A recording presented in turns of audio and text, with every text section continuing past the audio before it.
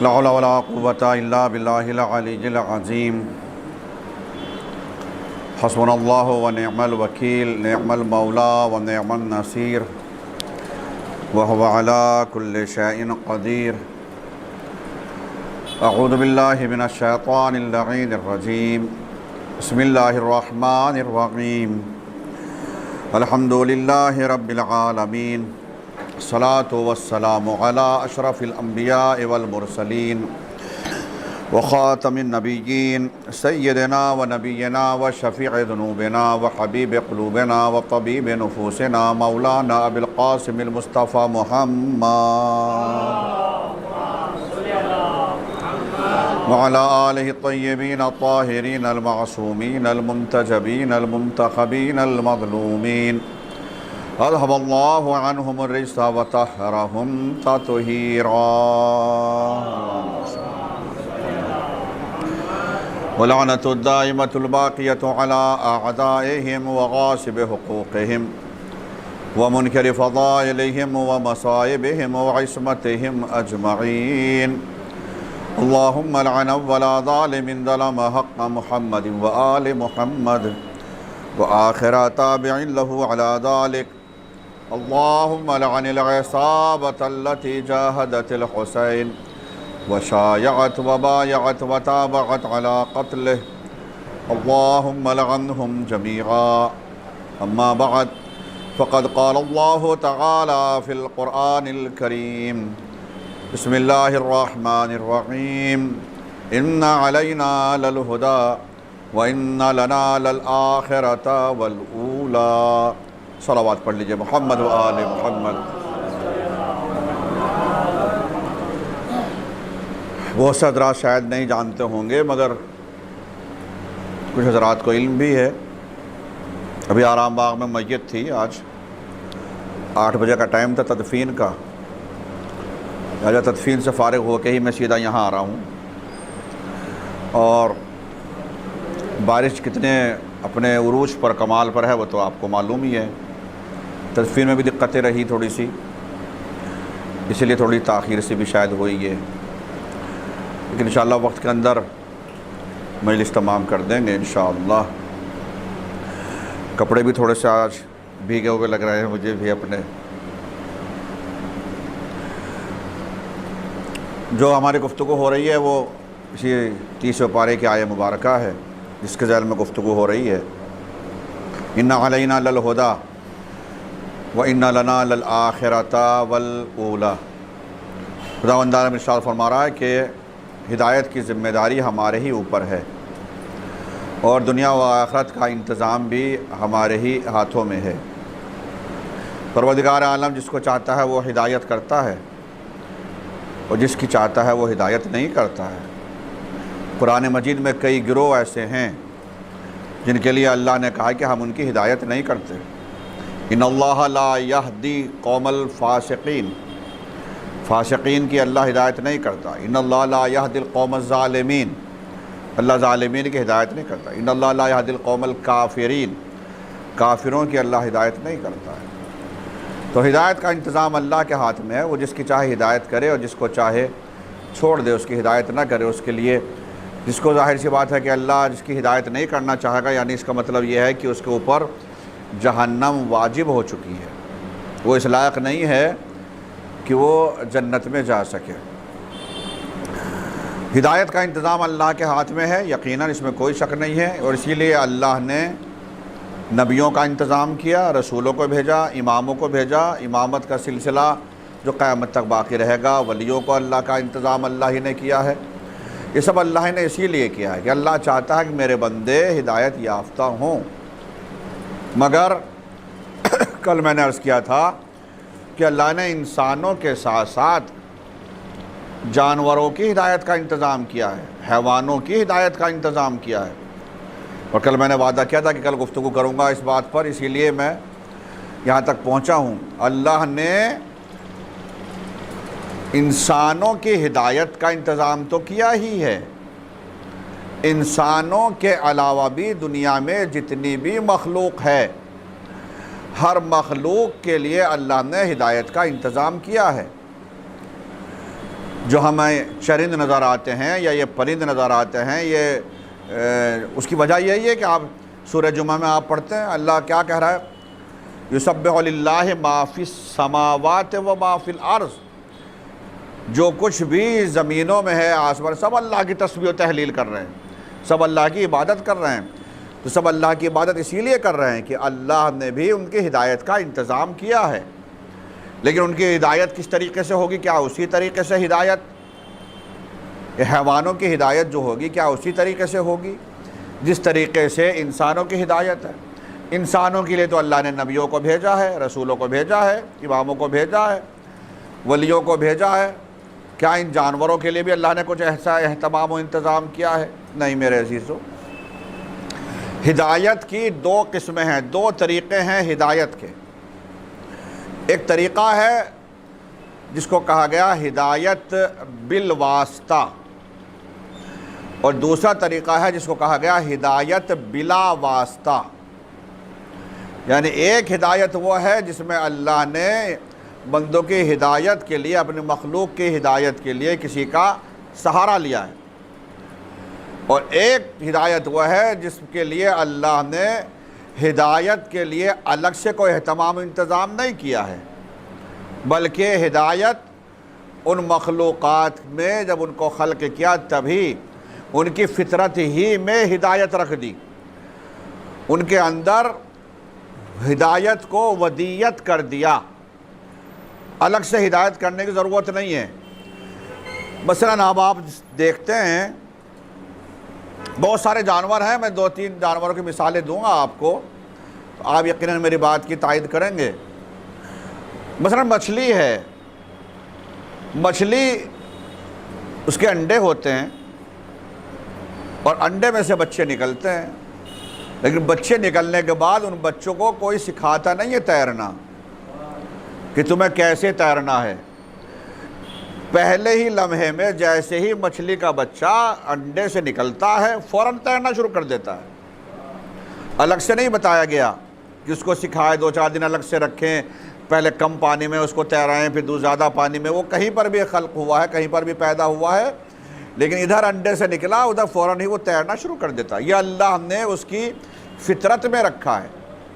آپ بہت ساری اس طرح کی مثالیں لے سکتے ہیں۔ مثلاً آپ فرض کیجئے ایک مرغی کے انڈے لیں، اور مرغی کے انڈوں کو، یا کبوتر کے انڈے لے لیجئے، ایک ہی بات ہے، کبوتر کے انڈے لے لیجئے اور ان کبوتر کے انڈوں کو مرغی کے نیچے رکھ دیجئے، گرمی دلانے کے لیے، بچے نکلوانے کے لیے۔ فرض کیجئے آپ نے 2 انڈے لے لیے، کبوتر کے انڈے ہیں، اور اس کو رکھیں مرغی کے جہاں دوسرے انڈے رکھے ہوئے ہیں، جس کے اوپر مرغی بیٹھ رہی ہے، گرمی پہنچا رہی ہے، وہیں پر آپ نے کبوتر کے انڈے رکھ دیجئے۔ جب مرغی کے بچے نکلیں گے تو ظاہر سی بات ہے ان انڈوں سے بھی بچے نکلیں گے، اور جب بچے نکل گئے کبوتر کے، پھر ان کو ان کے والدین کو دکھاؤ ہی مت، ان کی پوری نسل ہی نہ دکھاؤ، کس کے انڈے ہیں، کبوتر کسے کہتے ہیں، کبوتر دیکھے ہی نہیں ہے۔ لیکن اس کے باوجود جب یہ کبوتر کے بچے بڑے ہوں گے تو یہ مرغی کے ساتھ نہیں ہوں گے، ان کی فطرت اپنی واپس فطرت پر پلٹ آئیں گے جو ان کی فطرت ہے۔ فرض کرو یہی بچے ہیں کہ اب جب یہ انڈے دیں گے اور جب یہ کبوتر کے بچے پھر انڈے دیں گے، تو کبوتر کی ایک فطرت ہے، مرغی جب بچے نکالنا چاہتی ہے تو مرغی انڈوں پر بیٹھتی ہے، لیکن کبوتر کا یہاں یہ مسئلہ نہیں ہے۔ کبوتر کا یہاں مسئلہ کیا ہے کہ باری باری سے انڈوں کو گرمی پہنچاتے ہیں، یعنی تھوڑی دیر کبوتر بیٹھے گا، تھوڑی دیر مادہ کبوتر یعنی کبوتری بیٹھے گی اس کے اوپر۔ تو یہ اللہ نے اس کی فطرت میں رکھا ہے، جبکہ انہوں نے اپنی نسل کو دیکھا ہی نہیں، جانتے ہی نہیں، مرغی کے نیچے نکلے ہوئے تھے، لیکن اس کے باوجود یہ واپس اپنی فطرت کے اوپر پلٹ آئیں گے۔ میں اور اس سے بڑی مثال دوں اور زیادہ واضح کرنے کے لیے، لیکن پہلے ایک بار صلوات پڑھ لیجئے آپ حضرات۔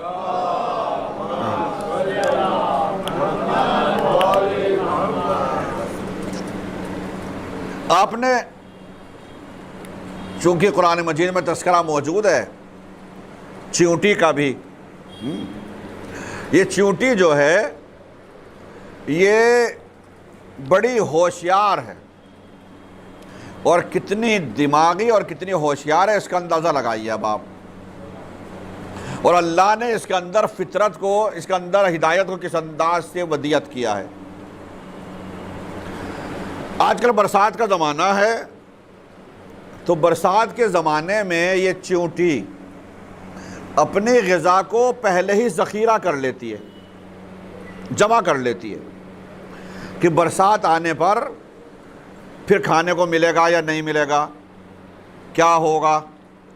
اس لیے چیونٹی پہلے ہی سے اپنی غذا کا انتظام کر لیتی ہے، اپنے بلوں میں پہلے ہی سے اکٹھا کر لیتی ہے. لیکن جس ذخیرے کو وہ جمع کرتی ہے، اکٹھا کرتی ہے اپنے فیوچر کے لیے، اس کے لیے اتنا انتظام کرتی ہے کہیں ایسا نہ ہو کہ میں اکٹھا تو کر لوں لیکن وہ خراب ہو جائے. تو خرابی سے بھی اس کو بچانا ہے، چونکہ اگر پانی کی ذرا سی بھی سیلابن پہنچ گئی تو اگ سکتا ہے. مثلا گیہوں کے دانے ہیں یا جو بھی اس کی غذا ہے تو اگ نہ جائے، تو اس کے لیے وہ انتظام یہ کرتی ہے کہ کہیں خراب نہ ہو جائے. اب مثلاً فرض کریں کہ گیہوں کا دانہ ہے، تو گیہوں کے دانے جو اکٹھے کر کے وہ لے کے گئی ہے اپنے بل میں، جب وہ اس کو رکھتی ہے آئندہ کے لیے تو اس گیہوں کے دانے کے 2 ٹکڑے کر دیتی ہے. اس لیے کہ اگر یہ دانہ صحیح رہا، ثابت رہا، سالم رہا تو یہ اگ جائے گا. لیکن اگر جس کے 2 ٹکڑے ہو گئے تو یہ اگے گا نہیں. تو گیہوں کے دانے کو ایک کے بجائے 2 ٹکڑے کر کے رکھ دیتی ہے. یہ اس کی اللہ نے اس کو سکھا کے بھیجا ہے. اب یہی چیونٹی فرض کیجئے گیہوں کے بجائے دھنیے کا دانہ ہے. دھنیا تو سمجھتے ہیں نا، کورنڈر. دھنیے کا دانہ ہے. کچھ حضرات ایسے ہوں گے کہ جو شاید گاؤں سے بھی تعلق رکھتے ہوں گے، کھیتی باڑی سے بھی تعلق رکھتے ہوں. دھنیے کے دانے کو جب یہ چیونٹی ذخیرہ کرتی ہے تو اس کے 2 نہیں بلکہ 4 ٹکڑے کر دیتی ہے. دھنیے کا دانہ جو صحیح ہے، گول دانہ، اگر اس کے 2 ٹکڑے ہو جائیں تو وہ تب بھی اگ جاتا ہے. دھنیے کے دانے کو جب بوتے ہیں کھیت میں تو اس کو باقاعدہ ایسے کر بھی دیتے ہیں. تو دھنیے کے دانہ اگر آدھا بھی ہوا، 2 ٹکڑوں میں بھی ہوا تو تب بھی اگ جاتا ہے. تو اس لیے کیا کرتی کیا ہے، 2 کے بجائے اس کے 4 ٹکڑے کر دیتی ہے کہ اب نہیں اگے گا.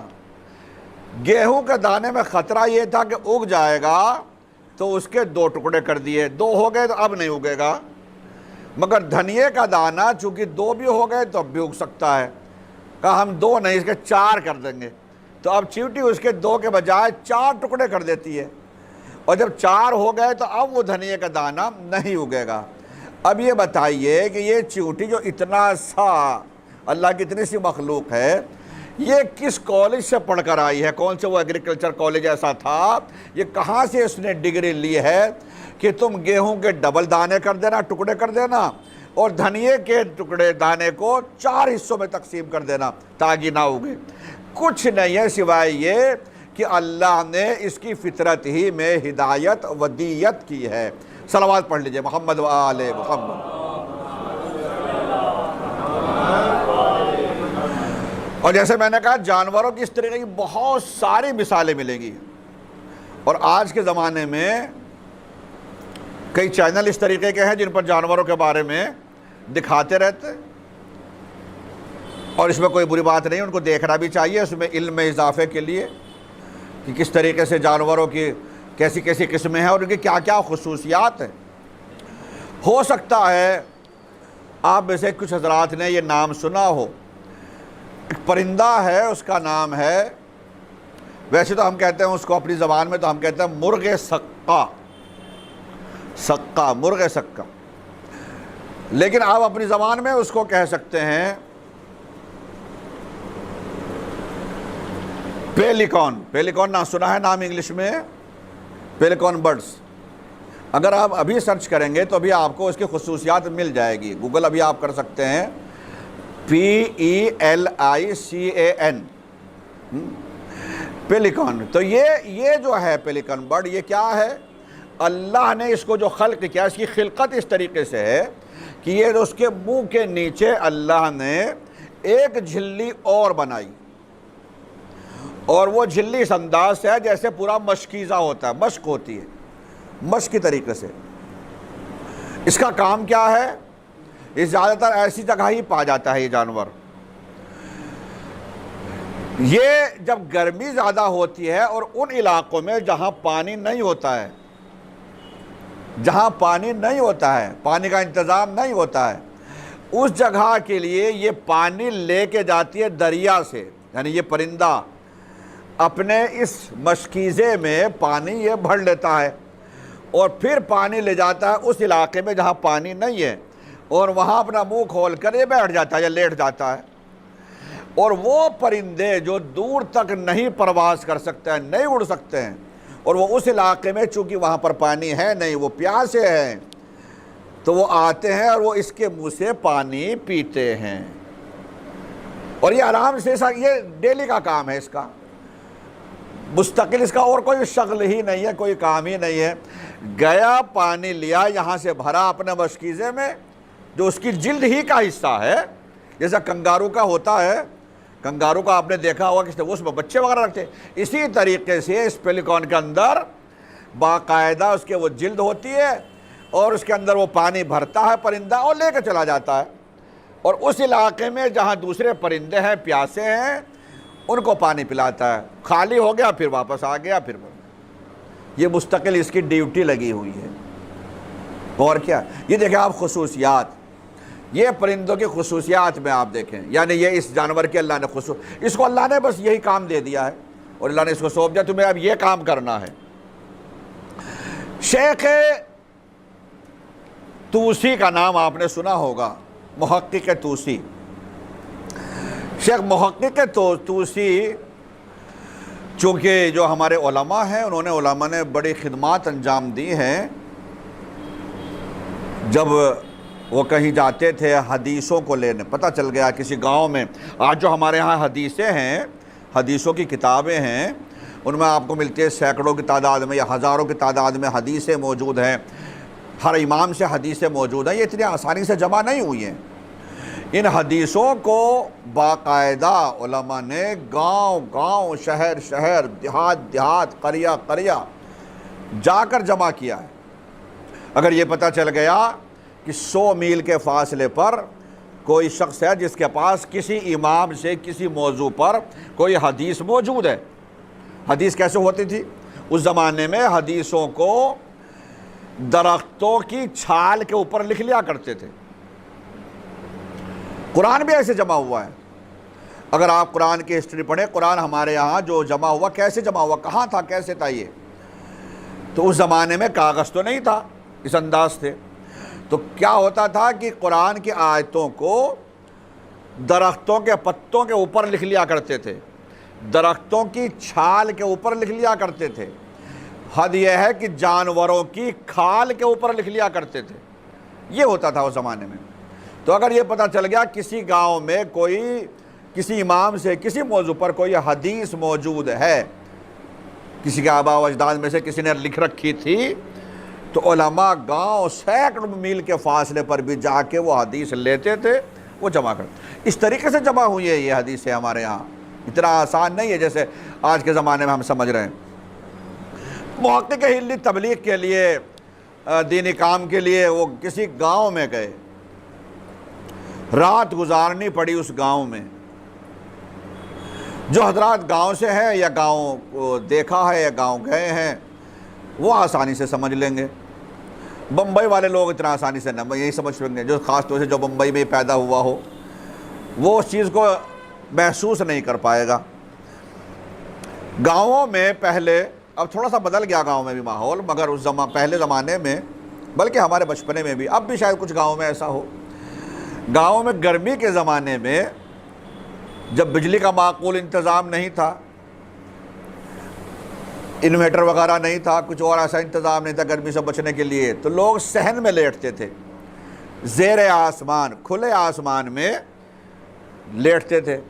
تو چارپائی وغیرہ جو ہے بیڈ اس کا، وہ صحن میں بستر بچھل لگا ہوا ہے، بس قدرتی جو ہوا ہے وہ ہے، یا اپنا ہاتھ کا جو پنکھا ہے وہ اپنا کر رہے ہیں، یہ طریقے ہوتے تھے۔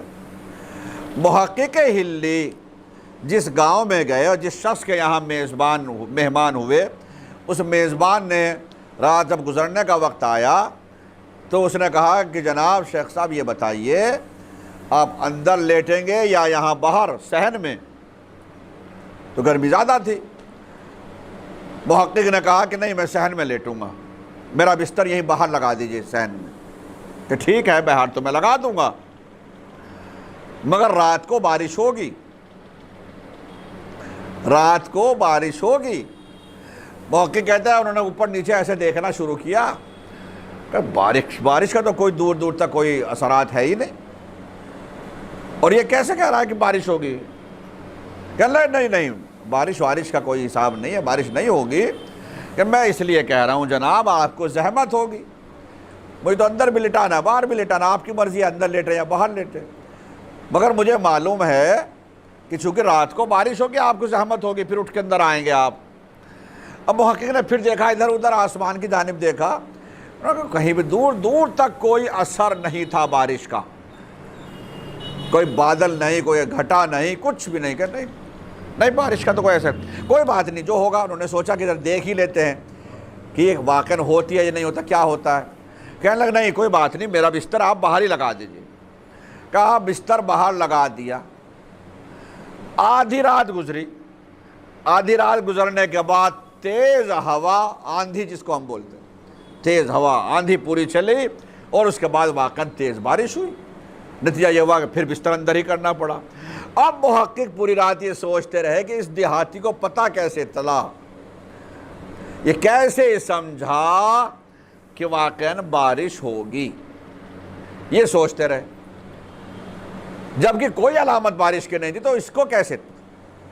صبح ہوئی اور سب سے پہلے محقق نے میزبان کو بلا کر یہی سوال کیا کہ بھائی یہ بتاؤ، پوری رات میں یہی سوچتا رہا، دور دور تک بارش کے کوئی اثرات نہیں تھے، کوئی علامت کہیں سے نظر نہیں آ رہی تھی، تو تمہیں کیسے پتا تھا کہ بارش ہوگی؟ میزبان نے کہا کہ شیخ صاحب میں کوئی غیب کا علم تو رکھتا نہیں، قیافہ شناس میں نہیں ہوں، میں نے تو فقط اپنے کتے کو دیکھا تھا۔ جس رات بارش ہونا ہوتی ہے کتا اپنے لیے سیف جگہ تلاش کرتا ہے، میں نے دیکھا کہ یہ نئی جگہ، محفوظ سیف جگہ اپنی تلاش کر رہا تھا، میرا تجربہ پہلے سے تھا، اس لیے میں نے آپ سے کہا تھا کہ آج پھر بارش ہوگی، چونکہ کتا اپنے لیے جگہ آج پھر تلاش کر رہا ہے۔ اب آپ یہ بتائیے کہ اس کتے کو کس نے بتا دیا کہ رات میں بارش ہوگی؟ پہلے صلوات پڑھ لیجئے آپ، محمد و آل محمد۔ یہ اللہ نے ہدایت ودیت کی ہے ہر ایک مخلوق، اسی لیے جناب موسیٰ علیہ السلام اور ساتھ میں ان کے خلیفہ جناب ہارون بھی تھے، اس میں گفتگو انشاءاللہ کریں گے۔ جب فرعون کے پاس گئے، چونکہ فرعون نے تو خدائی کا دعویٰ کر رکھا تھا، انا ربکم الاعلی، مگر پتہ چلا کہ جناب یہ تو ہمیں خدا مانتے ہی نہیں، وہ تفصیل سے بعد میں بیان کریں گے کسی مجلس میں۔ تو فرعون نے کہا من ربکما یا موسیٰ، پھر یہ بتاؤ تم کس کو اپنا خدا مانتے ہو، تم دونوں کا رب کون ہے؟ تو اس وقت جناب موسیٰ نے کہا ربنا الذی آتا کل شیء خلقہ ثم ہدی، ہمارا رب وہ ہے جس نے ہر ایک چیز کو خلقت عطا کی ہے، یعنی ہر چیز کا خالق وہی ہے، پھر اس کو آزاد نہیں چھوڑا ہے، اس کی ہدایت کا انتظام بھی کیا ہے۔ یہ جناب موسیٰ نے فرعون سے کہا اللہ ہر چیز کا خالق ہے، اور خلق کرنے کے بعد اس کی ہدایت کا انتظام کیا ہے۔ کچھ کا انتظام ایسے کیا جیسے میں آپ کو بتا رہا ہوں، یہ بتایا جیسے نبیوں کو بھیجا، رسولوں کو بھیجا، اماموں کو بھیجا، کچھ کی اللہ نے خلقت ہی میں ہدایت کو رکھ دیا، الگ سے سیکھنے کی ضرورت نہیں ہے۔ اور فرما رہے ہیں آپ، اس کی مثالیں میں نے جانوروں کی کئی مثالیں آپ کو دے دی، بہت ساری مثالیں۔ شہد کی مکھی کی مثال دیکھ لیجیے کس طریقے سے وہ گھر بناتا ہے، شہد کی مکھی کیسے گھر بناتی ہے۔ بہت سے لوگوں نے یہ چاہا پہلے، اب تو خیر مکھی پالن بھی ہو رہا ہے، شہد کی مکھی کو پالا بھی جا رہا ہے، شہد کا کاروبار لوگ کر رہے ہیں، یہ جاننے کے لیے کہ آخر دیکھیں یہ اپنا گھر کیسے بناتی ہے۔ تو شیشے لگا دیے لوگوں نے، یہ شیشے لگا دیتے، تو وہ گھر بعد میں بناتی ہے، پہلے اس شیشے کو دھندلا کر دیتی ہے، کوئی باہر سے دیکھنے نہ پائے۔ دیکھا آپ نے، شیشے جو لگے ہیں باہر سے کچھ نظر نہیں آئے گا اندر، بھلے وہ شیشے لگے ہوئے ہیں، پلاسٹک کے ڈبے کوئی لگا لیجئے کچھ اور، تو پہلے اس کو بند کر دیتی ہے، اس کو کہ باہر سے کوئی ہمارا یہ علم چرا نہ لے، یہ فن ہمارا کوئی سیکھ نہ لے، تو اس لیے پہلے اس کو بند کر دیتی ہے، اس کو دھندلا کر دیتی ہے یا گندا کر دیتی ہے، پھر اپنا گھر بناتی ہے۔ اس کی مثالیں اور بہت ساری مل جائیں گی۔ ایک چیز مجھے یاد آ گئی، وہ بھی عرض کرتا چلوں، چونکہ خود ہادی تھے، اور ایسے ہادی جس نے پیدا ہوتے ہی اپنی نبوت کا اعلان کیا، کون ہے؟ جناب عیسیٰ علیہ السلام، اللہ ان پر بھی، جناب عیسیٰ علیہ السلام پیدا تو ہوتے ہی نبوت کا اعلان کر دیا، انی عبداللہ آتانی الکتاب وجعلنی نبیا، میں اللہ کا بندہ ہوں، اللہ نے مجھے کتاب یعنی انجیل عطا کی ہے اور نبی بنا کر بھیجا ہے۔ مگر نبیوں کا کام فقط ایسا نہیں تھا جیسے آج کے زمانے میں مولویوں کا ہے، یعنی دوسروں کے اوپر نہیں رہا کرتے تھے، اپنا کسب معاش کرتے تھے، اپنا بزنس کرتے تھے، یا اپنا مولویوں نے بزنس کیے، کیا بولتے ہیں، نبیوں نے بزنس کیے ہیں، باقاعدہ تجارتیں کی، جیسے خود رسول اللہ نے بھی، یا اپنا اور ذریعہ معاش اپنا کیا تھا، بھیڑیں بکریاں پالنا، اس زمانے میں یہ بھی ایک ذریعہ معاش تھا، بھیڑیں پالنا، بکریاں پالنا، گھوڑے پالنا، اور پھر ان کی تجارت بھی ہوتی تھی۔ تو یہ سب ہوتا تھا اس زمانے میں، تو نبی بھی یہ سب کیا کرتے تھے۔ جناب عیسیٰ کیا کریں، ٹھیک ہے نبی ہے وہ اپنی جگہ، لیکن کھانا بھی تو کھانا ہے، دوسروں کے ٹکڑوں پر تو نہیں۔ تو ایک دن جناب مریم جناب عیسیٰ ہی کو لے گئی ایک شخص کے پاس، تاکہ گھر کا کچھ کام، مطلب یہ کچھ شام کام سیکھ لیں اور گھر کا ذرا بوجھ ہلکا ہو جائے، اور ٹھیک سے ذرا گھر کا ذریعہ معاش کچھ ہو جائے گا۔ تو یہ سوچتے ہوئے اس زمانے میں ایک شخص تھا، ذرا غور سے سنیے گا، اور آج ساری باتیں وہی ہو رہی ہیں جو بہت سے آپ میں سے بہت سے لوگ شاید نہ جانتے ہوں۔ رنگریز نام سنا ہے آپ نے؟ رنگریز، رنگریز کسے کہتے ہیں؟ بامبے والے شاید جلدی سے نہ جانتے ہو، جو کپڑوں کے اوپر رنگ دیتا ہے، رنگ چڑھاتا ہے نا۔ آج کے زمانے میں ہم لوگ کے یو پی کے خاص طور سے جو حضرات ہیں وہ زیادہ بہتر جانتے ہیں، اس زمانے میں زیادہ ان کی ضرورت پڑتی ہے۔ جو کپڑے دوسرے رنگ کے ہوتے ہیں تو ان کو آسانی سے کالا کپڑا کرنے کے لیے ایام اعضاء میں تو وہ رنگریز لوگوں کے پاس آ جاتا ہے، پوری ایک قوم ہے رنگریز، دکانیں ہیں ان کی، تو وہ کپڑوں کو رنگ دیتے ہیں۔ جناب مریم جناب عیسیٰ کو ایک رنگریز کے پاس لے گئی تاکہ یہ کام سیکھ لے، دو پیسے کمائیں۔ تھا بچپنا ہی، مگر تو جو رنگریز تھا، طریقہ کیا ہے آپ میں سے شاید کچھ لوگوں نے دیکھا بھی ہو، ان کے پاس جو مٹکے ہوتے ہیں پانی سے بھرے ہوئے، رنگ ڈلتا ہوا ہے، جس کپڑے کا رنگ چاہیے وہ اس کپڑے کو ڈالا، تھوڑا سا رنگ ڈالا اس میں، لیکن اگر کسی اور کلر کا کپڑا ہے تو وہ دوسرے مٹکے میں ڈلے گا۔ الگ الگ برتن ہیں ان کے پاس۔ ایک دن مالک، دکاندار، وہی رنگریز کسی کام سے جانے لگا، تو اس نے جناب عیسیٰ سے کہا کہ میں تو جا رہا ہوں، اور یہ کپڑے ہیں، ڈھیر تھا کپڑوں کا، گڑھڑی بندھی ہوئی، ان کپڑوں پر رنگ کر دینا۔ کیسے کرو گے؟ کہا میں نے کس کپڑے پر کس طریقے کا رنگ ہونا ہے اسی رنگ کا دھاگا باندھ دیا ہر ایک کپڑے میں، پہچان کے لیے۔ ہر ایک کپڑے میں مالک نے دھاگا باندھ دیا، اس کپڑے میں ریڈ کلر ہونا ہے تو ریڈ کلر کا دھاگا باندھ دیا، اس پہ بلیو ہونا ہے تو بلو کا کر دیا، اس پہ جو بھی گرین ہے تو گرین. اس طریقے سے کپڑے میں دھاگے باندھ دیے کہ ان پر اسی کلر کا کلر کر دینا، جس طرح کلر کا وہ دھاگا ہے. خود چلا گیا. جناب عیسیٰ نے سارے کپڑے اٹھائے اور ایک ہی مٹکے کے اندر ڈال دیے. اب وہ آیا مالک واپس. آنے کے بعد اس نے پوچھا رنگ ہو گیا؟ کپڑوں پر رنگ کر دیا؟ کہاں ہو رہے ہیں؟ کہاں ہو رہا ہے کیا اس مٹکے میں؟ کہ سارے. کہا سارے اسی میں ڈال دیے میں نے، سارے اسی میں ہو رہے ہیں. ارے تم نے غضب کر دیا، یہ کیا کیا؟ یہ تو سارے برباد ہو گئے. یہ کیسے رنگ چڑھے گا؟ سب برباد. یہ تم نے کیا کیا؟ اب وہ ٹینشن میں آ گئے. جناب عیسیٰ نے کہا ٹینشن لینے کی ضرورت نہیں ہے، ٹینشن میں کہہ رہا ہوں. جناب عیسیٰ نے ٹینشن نہیں کہا تھا. تم فکر مت کرو. کیا فکر کیوں نہ کرو؟ جناب عیسیٰ نے کہا اچھا سنو. گئے اس مٹکے کے پاس اور ایک کپڑے کو نکالا، اور نکالنے کے بعد پوچھا اس پہ کیسا کلر ہونا تھا؟ کہا لال. ڈبویا، پھر نکالا. اب جو نکالا تو وہ لال ہی تھا. پھر دوسرے کپڑے کو نکالا، اس پہ کیسا ہونا تھا؟ مثلا کہا ہرا. ڈبویا اسے، پھر سے نکالا تو وہ ہرا ہی تھا. کوئی مثلا کالا ہونا تھا کہ کالا. ڈبویا، اب نکالا تو واقعاً وہ کالا ہی تھا. مالک رنگریز رنگ بتاتا چلا گیا. جناب عیسیٰ کپڑے کو ڈبوتے تھے، اب جو نکالتے تھے، جو نام وہ بولتا تھا، جو کلر بولتا جا رہا تھا، کپڑے پر وہی کلر ہوتا جا رہا تھا.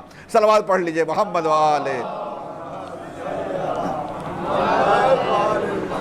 رنگریز حیران ہو گیا، یہ کیا؟ کدھر وہ کہتا جا رہا ہے، رنگ اسی طریقے سے کا چڑھتا جا رہا ہے. جناب عیسیٰ نے تب کہا میں تیری دکان پر ضرور آیا ہوں، لیکن اللہ نے مجھے بھی علم عطا کیا ہے. کیا ہے؟ انی عبداللہ. تمہیں یہ معلوم نہیں ہے اللہ نے ہمیں نبی بنا کر بھیجا ہے. انی عبداللہ آتانی الکتاب وجعلنی نبی. یا صلوات پڑھ لیجئے محمد و آل محمد. تو عزیزان گرامی، یہ ہدایت اس طریقے سے اللہ نے کیا، خلقت میں ہدایت. اور اسی وجہ سے جو لوگ غیر معصوم تھے ان کے لیے تو ہادیوں کا انتظام کر دیا، مگر جن کو اللہ نے خود ہدایت کے لیے بھیجا تھا ان کا کیا انتظام کیا؟ سوچا کبھی اس بات کو؟ ہم کہتے ہوئے آ رہے ہیں ہدایت کے لیے اللہ نے نبیوں کو بھیجا، رسولوں کو بھیجا، اماموں کو بھیجا، انہیں ولیوں کو بھیجا، انہیں فلاں کو بھیجا. تو وہ تو ہماری ہدایت کے لیے آئے، خود ان کے لیے کیا تھا انتظام؟ وہ ہدایت کہاں سے پاتے تھے؟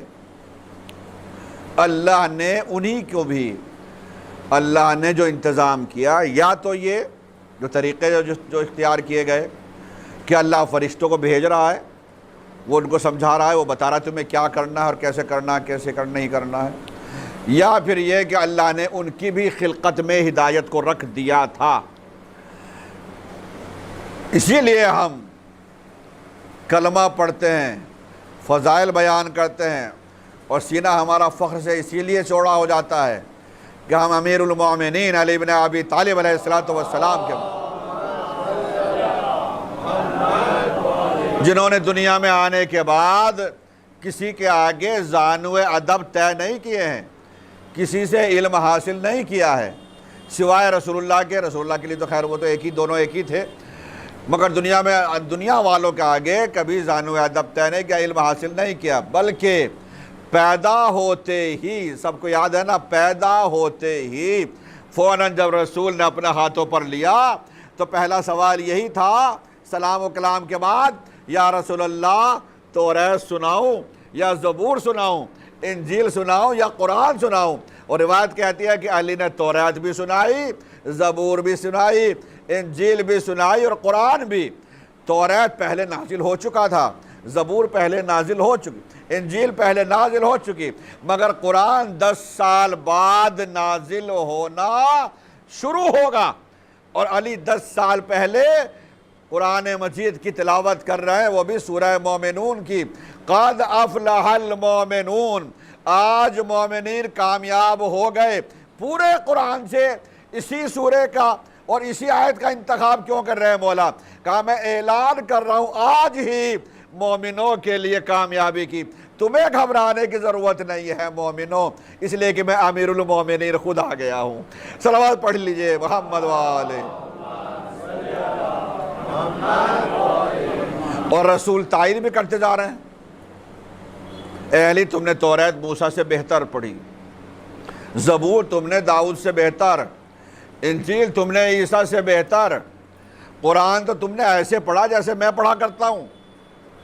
اب کوئی پوچھے قرآن تو نازل ہی نہیں ہوا ہے۔ جب قرآن نازل نہیں ہوا یا رسول اللہ آپ پڑھتے کہاں سے تھے؟ قرآن تو 10 سال کے بعد نازل ہونا شروع ہوگا، مگر علی قرآن سنا رہے ہیں اور رسول اس قرآن کی تائید کرتے جا رہے ہیں۔ یہ کام علی نے تو کر دیا، رسول نے کیوں نہیں کیا؟ رسول نے پیدا ہوتے ہی قرآن کیوں نہیں سنایا؟ اس لیے کہ علی کی تائید کرنے والے رسول موجود تھے، مگر رسول کی تائید کون کرتا؟ رسول کی تائید کرنے والا کوئی اور نہیں تھا۔ اس لیے 10 سال پہلے علی سنا رہے تھے اور رسول تائید کر کے یہی بتا رہے تھے کہ جس طریقے سے علی وہاں سے پڑھ کر آیا ہے ویسے ہی میں بھی اسی مکتب سے پڑھ کر آیا ہوں۔ صلوات پڑھ لیجئے محمد والے محمد۔ عزیزان گرامی، گفتگو انشاءاللہ کل ہم آگے بڑھائیں گے اور زیادہ بہتر انداز سے۔ جیسے میں نے کہا میں بھی تھوڑا سا پریشان، تھوڑا سا دقت سے محسوس کر رہا ہوں، کپڑے چونکہ بارش میں میرے گیلے سے ہو رہے ہیں۔ یہ الگ بات ہے کہ گیلے کپڑے کالے اگر ہوتے ہیں تو پتہ نہیں چلتا ہے نا۔ کالے کپڑے کی خاصیت یہی ہے کہ کالے کپڑے میں جسم نہیں دکھتا ہے۔ ایک چیز میں آپ کو بتاؤں میں، اور کام کی بات بتا رہا ہوں، صرف ٹائم پاس کرنے والی بات نہیں ہے، واقعاً کام کی بات ہے۔ جب میں شروع میں آیا تھا، پہلا چند ہی مہینے ہوئے تھے، تو ایک پروگرام ہونا تھا آرام باغ میں، کینیڈا سے ایک صاحب آئے تھے، ان کے ساتھ شاید ان کی زوجہ بھی تھی۔ پروگرام ہونا تھا، وہ غسل کرنا کیسے طریقہ، غسل کا طریقہ اور کچھ عملی طور پر کچھ سکھانا چاہ رہے تھے۔ تو مجھے جماعت سے فون آیا کہ مولانا آپ بھی رہیے گا، اور جو جماعت کے خاص افراد تھے، کریم تھی بلکہ، وہ سارے افراد وہاں موجود تھے اس وقت۔ میں بھی وہیں موجود تھا اس وقت۔ میں کہا ٹھیک ہے جی، میں بھی، بڑے بڑے لوگ سارے موجود ہیں، مجھے کیا پروگرام ہوگا کیسے ہوگا، میں بھی بیٹھ۔ حالانکہ وہ پروگرام وہ حالات وہاں کے دیکھ کے وہ نہیں کر پائے جو بیچارے آئے تھے۔ کبھی مائک میں دقت ہو جاتی تھی، کبھی انگلش میں، کبھی گجراتی میں، کچھ کامیاب نہیں ہو۔ پھر انہوں نے کہا ہمارے ہاں کینیڈا میں کچھ دوسرے طریقے سے ہے اور یہاں وہ حالات نہیں ہیں، وہ اس طریقے کے یہاں انتظامات نہیں ہیں۔ خیر ہم نے پھر اعلان کیا کہ جو سیکھنا چاہے وہ ہم سکھا دیں گے اگلے سنڈے۔ پھر مجلس کا ہمارا ٹائم ہو گیا۔ اب وہاں پر ہم نے کہا کہ چلو جب بات سب مجمع ہے وہاں پر، تو سوال جواب کا سلسلہ شروع۔ کچھ لوگوں نے سوال کیے، کئی لوگوں نے سوال کیے تو جواب دیے، لیڈیز بھی تھی، جینٹس بھی تھے۔ انہی وقت پھر میں نے کہا 2 سوال میں بھی کر رہا ہوں، بہت دیر سے آپ لوگ سوال کر رہے ہیں، تو میں نے کہا میں بھی سوال کرتا ہوں، اور جو صحیح سوال کا جواب دے گا اسے انعام ملے گا۔ ٹھیک ہے جی۔ تو ہم نے اس میں سوال کیا۔ پہلا سوال یہ ہے کہ آپ جانتے ہیں چونکہ کہ کسی بھی مرحوم یا مرحومہ کو جس کو غسل دیا جا رہا ہے، مرد کے لیے شرط ہے غسل دینے والا مرد ہو، خاتون کے لیے، عورت کے لیے، لیڈیز کے لیے شرط ہے کہ غسل دینے والے لیڈیز ہی ہوں۔ لیکن اس کے باوجود جب غسل دیا جاتا ہے تو کچھ کپڑا خاص ہوتا ہے جس کو شرمگاہ پر لپیٹ دیا جاتا ہے، ٹھیک ہے۔ لیکن ایمانداری سے بتائیں، آپ کا بھی تجربہ، جب وہ کپڑا جو کفن کے طور پر، کفن ہی کا کپڑا ہوتا ہے، لپیٹ دیا جاتا ہے، مگر جب وہ گیلا ہو جاتا ہے تو گیلا ہونے کے بعد اس میں جسم دکھتا ہے یا نہیں دکھتا؟ تو سارے مجمع نے کہا، آپ تو چپ ہیں، مگر وہاں کہا تھا کہ نہیں دکھتا ہے۔ ابھی آپ فرض کیجئے کالا کے بجائے وائٹ کپڑا پہن کے جائے، بھیگ جائے گا تو آپ کا اندر سے نظر آنے لگے گا، جیسے بنیان میں نظر آتا ہے، نظر آ جائے گا۔ اسی طریقے سے کفن کا کپڑا جب جسم پہ اوپر لپٹا ہوا ہے، جب پانی ڈلے گا تو نیچے جسم نظر آتا ہے۔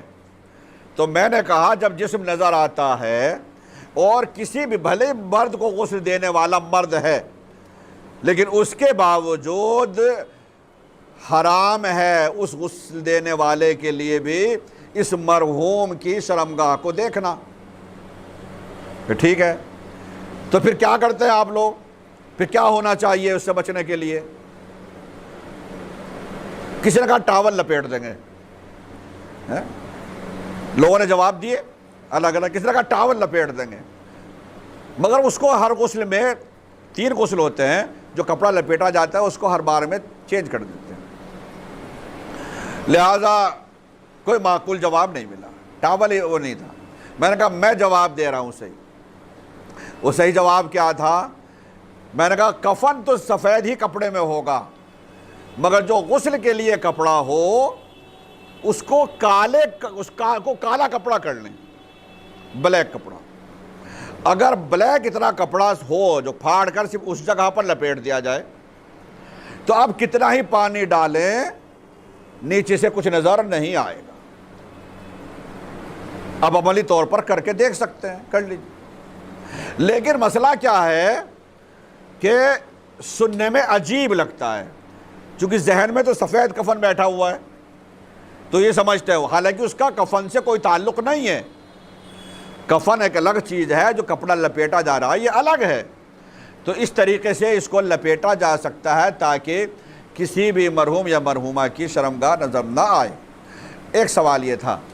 دوسرا سوال اور وہ یہ کہ ایک انسان رات میں سویا، 3 غسل تو واجب ہیں کسی بھی مرحوم یا مرحومہ کے لیے، لیکن ایک انسان کوئی ایسا ہے جس پہ پہلے ہی سے آلریڈی کوئی غسل واجب ہو۔ فرض کیجئے رات میں اس پر غسل واجب ہو گیا، شادی شدہ انسان ہے، غسل رات میں اس پر واجب ہو گیا، صبح نہانے سے پہلے مر گیا، اٹیک ہو گیا، مر گیا، کسی کو بھی نہیں پتا کہ اس پر پہلے سے غسل واجب تھا، بیوی نے شرم کی وجہ سے نہیں بتایا، بیوی نے نہیں بتایا شرم کی وجہ سے کہ پہلے سے غسل واجب تھا، تو غسل دینے والا تو 3 غسل دے گا یا 4 غسل دینے چاہیے؟ ہو سکتا ہے نا ایسا؟ کبھی سنا کسی کو 3 کے بجائے 4 غسل دیے ہوں؟ نہیں۔ لیکن اگر کسی پر پہلے سے کوئی غسل واجب ہے اور اس کا انتقال ہو گیا تو اس کا غسل کتنے دیے جائیں گے؟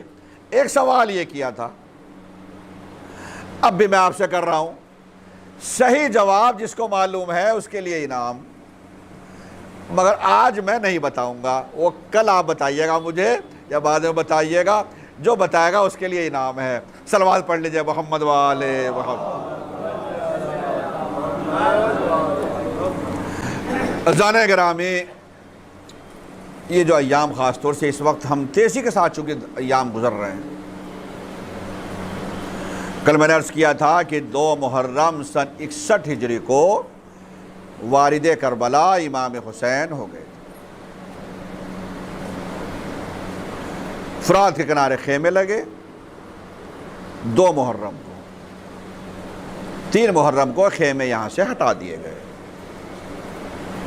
یزید کی جانب سے فوجوں کا سلسلہ شروع ہو گیا اور مسلسل فوجیں آنے لگی، اور جب فوجیں آ رہی تھی اس وقت، اور 1-2 فوج نہیں، کوفے سے الگ الگ قبیلوں کے جو سردار تھے، 3000 فوج کا کوئی لے کر آ رہا تھا، کوئی کہ 3000 فوج کا یہ سپہ سالار ہے، یہ 5000 فوج کا، یہ 10,000 فوج کا، اس طریقے سے فوجیں آ رہی ہیں۔ اور ہر بار شہزادی زینب یہ پوچھتی تھی کہ میرے ماں جان یہ کون سی فوج آئی ہے؟ تو حسین بتایا کرتے تھے کہ بہن زینب یہ فلاں فوج ہے، یہ فلاں کی فوج آئی ہے، یہ فلاں کی فوج آئی ہے، یہ فلاں کی فوج آئی ہے۔ اس وقت شہزادی کہا کرتی تھی میرے ماں جائے کیا کوئی ہمارا بھی ناصر و مددگار ہے؟ کیا کوئی ہمارا بھی ہے جو آئے؟ اس وقت امام حسین نے اپنے بچپن کے دوست حبیب ابن مظاہر کو خط لکھا۔ بچپن کے دوست، اللہ جس کو ہدایت کرنا چاہے کس انداز سے، اور اللہ کس کو، دیکھیے یہ جو کربلا آ گیا، جو حسین کے قافلے میں تھا، کوئی ایک بھی واپس نہ واپس گیا، نہ پلٹ کر گیا، نہ اس نے حسین کی جانب سے یزید کی جانب گیا ایک، بلکہ امام علیہ السلام نے تقریر کر کے یہ تو کہا کہ جس کے اوپر قرض ہے وہ واپس چلا جائے۔ قرض کی اہمیت کو سمجھیے۔ فرمایا اگر کوئی شخص ایسا ہے جو مقروض ہے، کسی کے اوپر قرض ہے، تو یہاں پر شہید ہونے سے کوئی فائدہ نہیں ہے، اس کو جائے واپس جائے، پہلے اپنا قرض ادا کرے۔ یہاں تک اور بھی کئی لوگوں کے بارے میں کہا۔ اس کے علاوہ امام علیہ السلام نے یہ بھی کہا کہ یہ لوگ میری جان کے دشمن ہیں، تمہاری جان کے دشمن نہیں ہیں، میرے خون کے پیاسے ہیں، تمہارے خون کے پیاسے نہیں ہیں، چلے جائیں۔ کوئی نہیں گیا۔ اور جو واقعاً ایک طرف امام بھیج رہے تھے کہ چلے جائیں چلے جائیں، اور جس کا نام فہرست شہداء میں تھا، جو واقعاً اس لائق تھا کہ آنے والی نسلیں اس کو قیامت تک سلام بھیجتی رہیں، اس کو خط بھیج کر بلایا ہے۔ حبیب ابن مظاہر کا مرتبہ کم نہ سمجھیے آپ۔ ایک طرف امام یہاں جو موجود ہے ان سے کہہ رہے ہیں چلے جائیے، اور دوسری طرف حبیب سے کہہ رہے ہیں کہ آ جاؤ، حبیب کو خط بھیج کر بلا رہے ہیں۔ یہ اتنا زیادہ امام اہتمام انتظام کیوں کر رہے ہیں؟ اس لیے کہ امام نہیں چاہتے، امام جانتے ہیں کہ جو یہاں پر شہید ہوگا وہ کون ہوگا؟ جس پر میری نسل کے آنے والے امام بھی سلام بھیجیں گے۔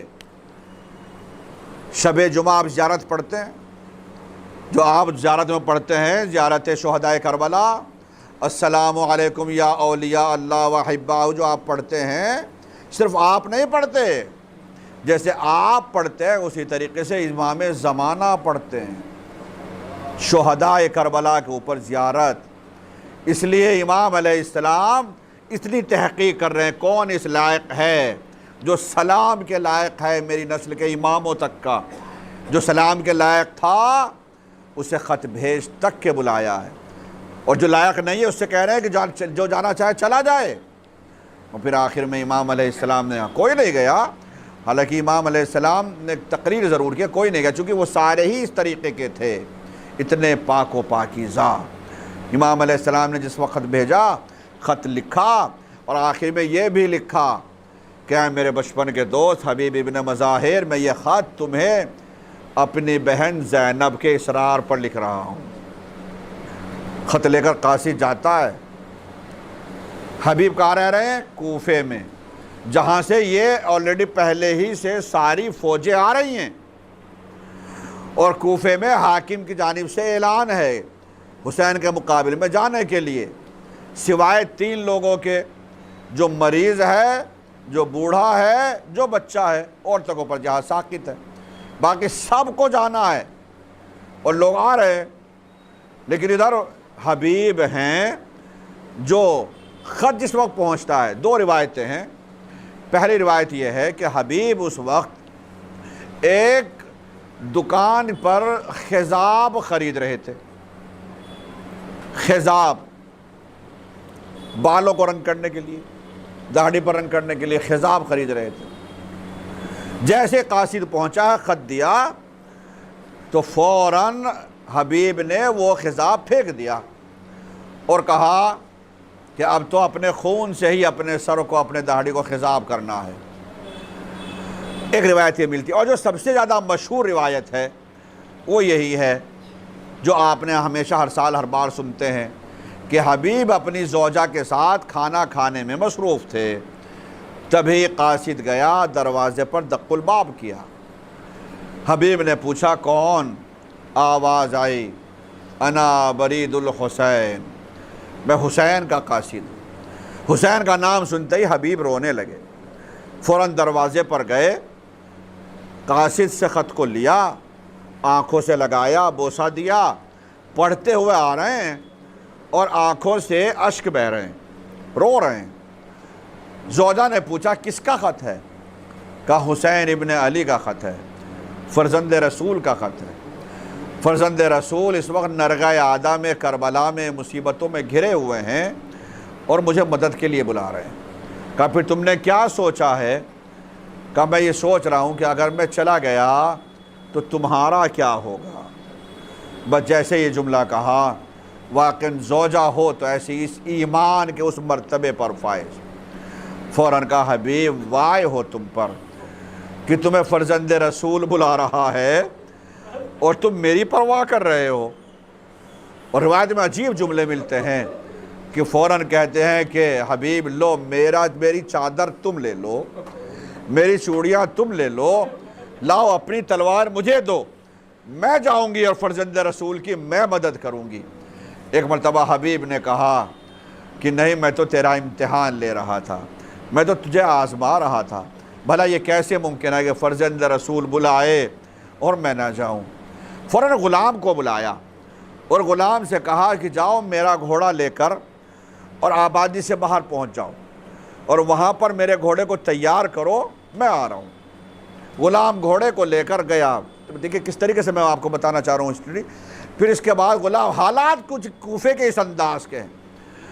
चुनांचे हबीब का ग़ुलाम घोड़े को लेकर आबादी से बाहर गया और वहाँ पर उसने घोड़े को तैयार किया सफ़र के लिए।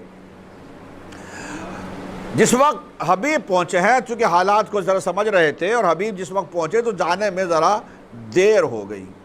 और जैसे ही ज़रा देर हुई तो एक मर्तबा ग़ुलाम ने देखा कि हबीब के घोड़े की आँखों से अश्क रवा थे। अल्लाह रे, मज़लूमियत हुसैन इब्न अली कि जानवर भी आपकी मुसीबत पर रो रहे थे। एक मर्तबा ग़ुलाम ने देखा तो ग़ुलाम ने कहा कि मेरे आका के घोड़े, अगर मेरे आका ने आने में देर कर दी तो मैं चला जाऊंगा तेरी पुश्त पर बैठकर और आका हुसैन की मदद करूंगा। जैसे ही ये जुमला कहा, हबीब तब तक आ चुके थे और ग़ुलाम का ये जुमला हबीब ने यानी मौला ने आका का ने ग़ुलाम का जुमला सुन लिया। एक मरतबा ग़ुलाम से घोड़ा लिया, घोड़े पर सवार हुए और सवार होने के बाद चलते वक्त कहा ग़ुलाम से कि जा, अल्लाह की राह में हुसैन के सदक़े मैंने तुझे आज़ाद कर दिया। ग़ुलाम भी ऐसा था, कहा नहीं आका, ये भला ये कैसे मुमकिन है, ये इंसाफ नहीं है। जब तक आपकी नुसरत का वक्त था, जब तक आपकी खिदमत का मौका था, आपने हमेशा मुझे अपने साथ रखा। अब नुसरत हुसैन का वक्त आ रहा है तो मुझे छोड़कर जा रहे, नहीं, मैं भी आप ही के साथ चलूँगा, मैं भी अपनी जान आका हुसैन पर कुर्बान करूँगा। फ़र्क सिर्फ इतना होगा कि आप घोड़े पर जाएंगे, ये ग़ुलाम पैदल चलेगा। लीजिए मेरे अजीज़ों, ग़ुलाम को छोड़कर और अब हबीब उस घोड़े पर सवार होकर तेज़ी के साथ करबला की जानिब बढ़े। उधर हुसैन हैं जो हबीब का तेज़ी से इंतज़ार कर रहे थे। एक मर्तबा दूर से एक गर्द दिखाई दी, जैसे गर्द का पर्दा चाक हुआ। एक मर्तबा आफ्ताब इमामत को हबीब का नूरानी चेहरा नज़र आया। जैसे हबीब को आते हुए देखा, इमाम अलैहिस्सलाम ने फ़ौरन आवाज़ दी, अब्बास इधर आओ। अपने साथियों को आवाज़ दी, देखो मेरा मेहमान आ रहा है, बचपन का दोस्त हबीब इब्न मज़ाहिर आ रहा है। एक मर्तबा हबीब का इस्तकबाल के लिए काफ़िला आगे बढ़ रहा है। हबीब तेज़ी से आए, घोड़े से उतरे, घोड़े को छोड़ा, फ़ौरन तेज़ी से हुसैन के कदमों में गिर गए। एक मर्तबा इमाम ने उठाया, हबीब तेरी जगह ये नहीं है, आजा मेरे सीने से लग जा। एक मर्तबा इमाम ने अपने सीने से हबीब को लगा लिया। हाँ अजीज़ों, ये आवाज़ और चहल पहल कुछ ऐसी हुई کہ خیموں میں آواز گئی، فضہ خیمے کے دروازے سے اس پورے منظر کو دیکھ رہی تھی، تیزی سے گئی، شہزادی زینب سے فرمایا شہزادی مبارک ہو، حسین کے بچپن کا دوست حبیب ابن مظاہر آ گیا ہے۔ جیسے ہی سنا فوراً شہزادی نے فرمایا فضہ جاؤ حبیب کو میرا سلام کہہ، حبیب کو میرا سلام کہہ۔ ایک مرتبہ لیجئے، فضہ واپس آتی ہے، آنے کے بعد ایک مرتبہ حبیب کو متوجہ کیا، حبیب زہر نصیب تیرا، علی کی بیٹی حسین کی بہن تمہیں سلام کہہ رہی ہے۔ حبیب نے بابا اتار دیا، سرو سینہ پیٹ لیا، آئے رے میرے آقا پر، میری شہزادی پر وہ مصیبت آ گئی کہ شہزادی بھی غلاموں کو سلام پہنچا رہی ہے۔ الا لعنت اللہ علی القوم الظالمین وسيعلم الذين ظلموا أي منقلب ينقلبون إنا لله وإنا إليه راجعون رضا بقضائه وتسليما لأمره ربنا تقبل منا إنك أنت السميع العليم ماتم حسین۔